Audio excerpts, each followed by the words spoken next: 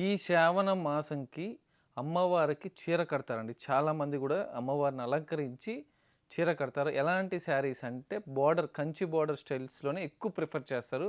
Plus వచ్చి gifting purpose అన్నా పెట్టుబడులకు గానీ బార్డర్ స్టైల్ కావాలనుకుంటారు. ఈసారి మీకోసము ప్యూర్ హ్యాండ్లూమ్ కంచి కోరా శారీస్ అయితే వచ్చేసాయండి. బ్యూటిఫుల్ బెనారస్ కోరా శారీసు.